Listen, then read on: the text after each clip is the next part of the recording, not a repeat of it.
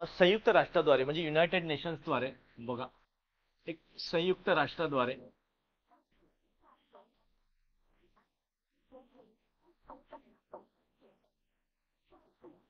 संयुक्त राष्ट्राद्वारे बरोबर आहे, म्हणजे युनायटेड नेशन्स यांनी काय केलेलं 19 जून 2024 ला एक निर्णय घेण्यात आलेला होता बघा. 19 जून 2024 ला एक निर्णय घेण्यात आलेला, म्हणजे ह्याच निर्णयाद्वारे तर त्यांनी म्हटलेलं की आंतरराष्ट्रीय सहकार वर्ष हे त्यांनी घोषित करण्यात आलं आणि 2025 हे वर्ष आता आंतरराष्ट्रीय सहकार वर्ष म्हणून घोषित करण्यात आलं. सर्वात महत्वाचा मुद्दा आहे तो मित्रांनो, बरोबर आहे. मग ह्या निर्णयामध्ये त्यांनी काय म्हटलं, आंतरराष्ट्रीय सहकार वर्ष सहकार वर्ष 2025 हे घोषित करण्यात आलेलं आहे.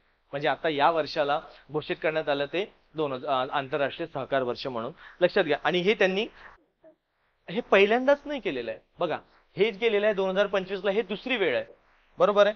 तर हे समजा त्यांनी सुरू करण्याचं लक्षात घ्या, हा निर्णय घेण्याचा बरोबर आहे हा दुसरा वेळ आहे, म्हणजेच काय हे दुसरी वेळ. मग पहिल्यांदा असं कधी झालेलं आहे, मग पहिला निर्णय कधी घेण्यात आला, याच्या पूर्वी सुद्धा 2012 ला आंतरराष्ट्रीय सहकार वर्ष म्हणून घोषित करण्यात आला.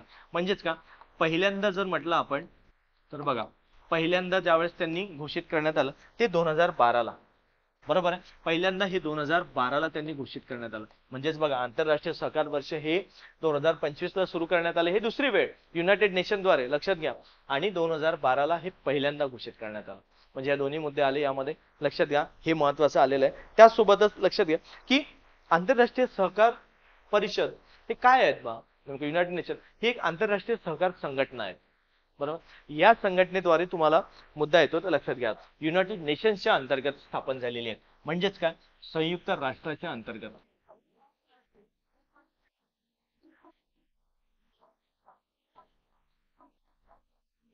आणि हे एक लक्षात घ्या, संयुक्त राष्ट्राच्या अंतर्गत स्थापन झालेली आहे. दुसरं त्यासोबत जर म्हटलं तर यांनी निर्णय घेण्यात आलाय तो 19 जून 2024 ला बरोबर. या संघटनेने निर्णय घेतला आहे तो 19 जून 2024 ला निर्णय घेतला आणि या निर्णयाद्वारे त्यांनी 2025 वर्ष हे आंतरराष्ट्रीय सहकार वर्ष म्हणून घोषित करण्यात आलेलं.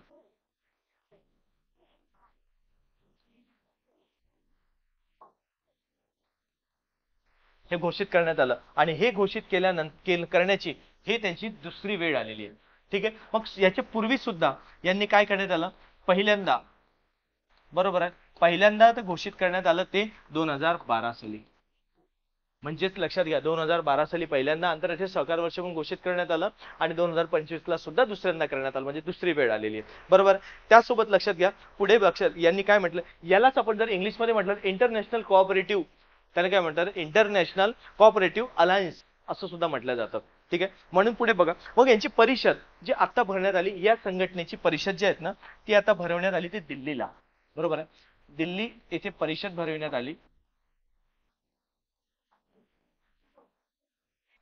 मग ही परिषद त्यावेळी दिल्ली येथे भरविण्यात आली आणि तो कार्यकाळ जो होता 25 ते 30 नोव्हेंबर 2024 बघा, 25 ते 30 नोव्हेंबर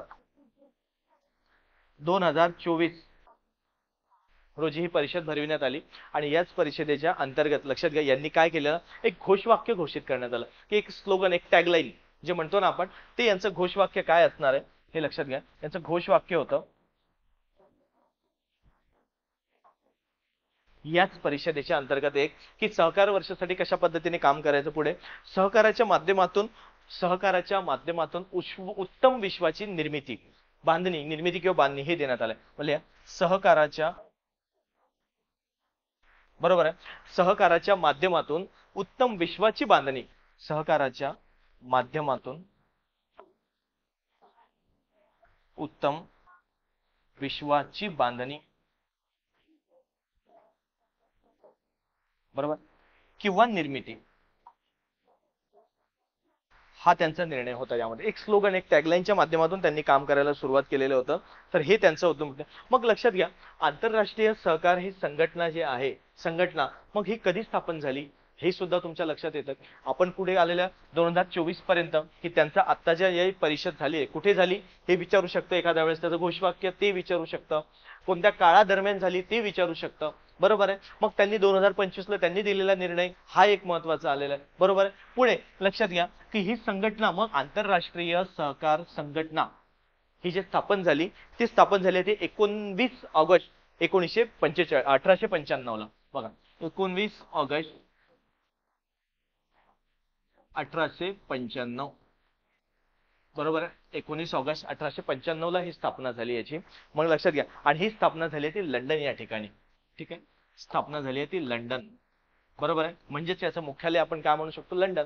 बरोबर. याच अंतर्गत आणि या स्थापनेच्या यांनी लक्षात घ्या पुढे पण महत्वाचं आहे की आंतरराष्ट्रीय सहकार दिवस सुद्धा साजरा करण्यात येतो. बरोबर आहे. एक आंतरराष्ट्रीय सहकार दिवस, आंतरराष्ट्रीय सहकार दिवस सुद्धा साजरा करण्यात येतो. बरोबर आहे. आणि हा दिवस म्हणजे कधी साजरा करण्यात येतो हे महत्वाचं आहे. त्यांनी दिवस काय ठरवलेला आहे की जुलै महिन्यामधील जो पहिला शनिवार येतोय ना तो त्यामधला आंतरराष्ट्रीय सहकार दिवस असणार आहे. म्हणजेच लगा जुलै महिन्यातील पहिला शनिवार, जुलै महिन्यातील पहिला शनिवार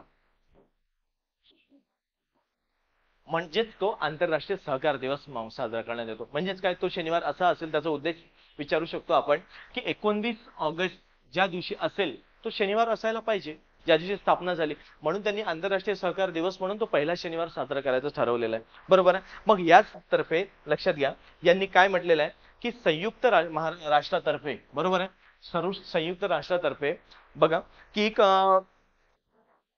त्यांनी एक बघा पूर्णत्वास नेण्यासाठी शाश्वत एक गोल ठरवण्यात आले, त्याला एसडीजी म्हणतो आपण. बरोबर. संयुक्त राष्ट्रातर्फे एसडीजी सुद्धा घोषित करण्यात आलेले होते. म्हणजेच काय, सस्टेनेबल डेव्हलपमेंट गोल हे ठरवण्यात आले. आणि ते एकूण जर विचार करेल आपण पूर्णत्वास त्याचा नेण्याचा असे त्यांचे 17 आहे. बरोबर आहे.